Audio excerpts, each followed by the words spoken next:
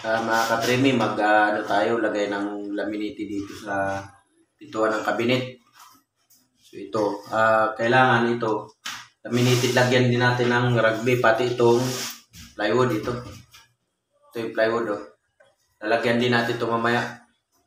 Kailangan patuyuin natin bago idikit ito mga katrimi para matibay talaga.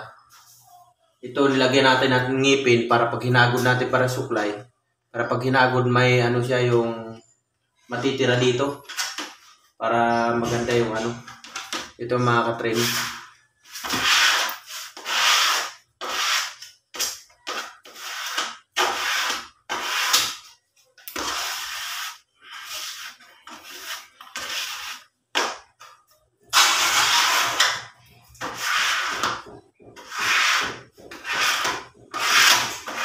Kailangan pantay-pantay ito para walang bukol.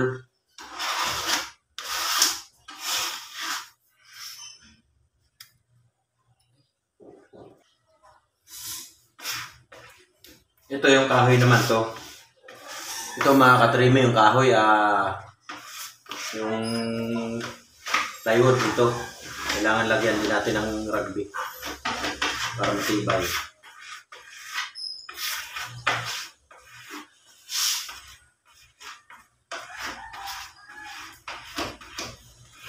Pero siyempre, mabaho yung rugby, may takip tayo sa ilong. Ito. Kailangan magmas tayo.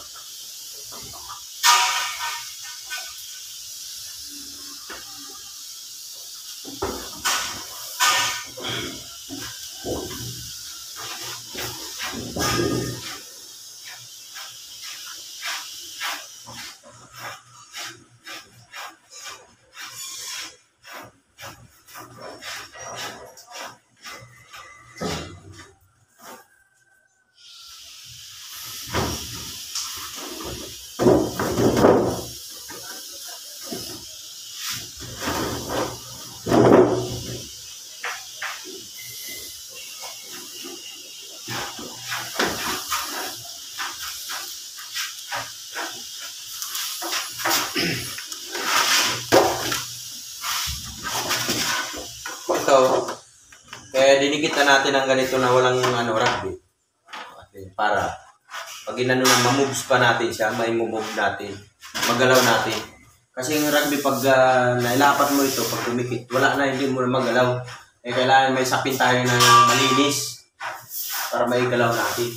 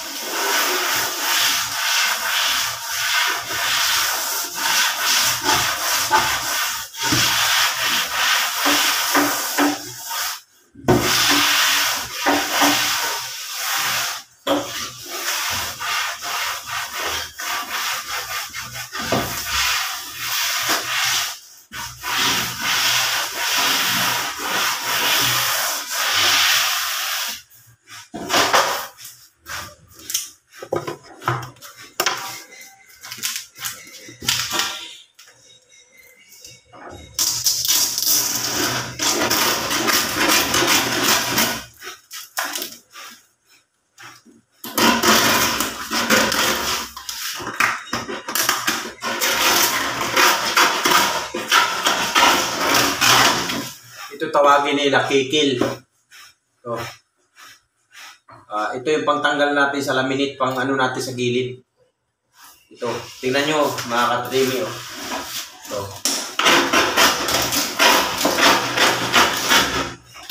diba?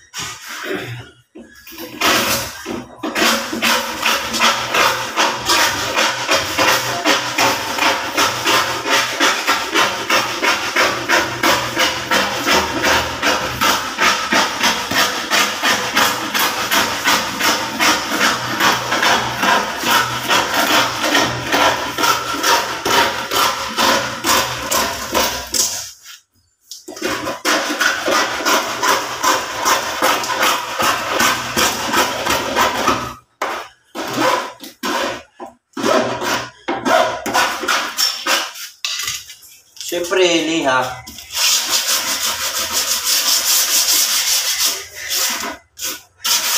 Pinaglabasan mo ng ganito? Ha? Pinaglabasan mo ng ganito? Na. Ando kay ano, Bristol?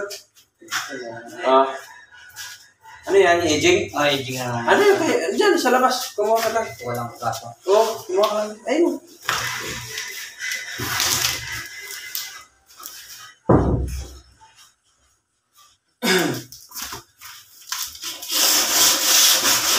Siyempre, lihain natin para hindi matala.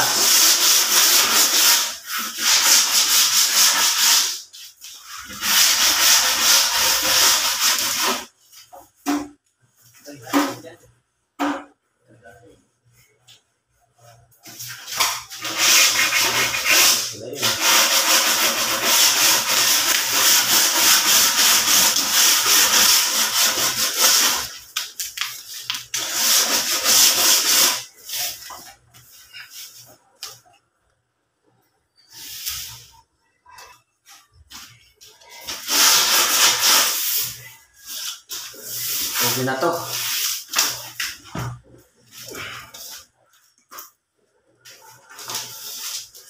Ano? Pinto natin, oh.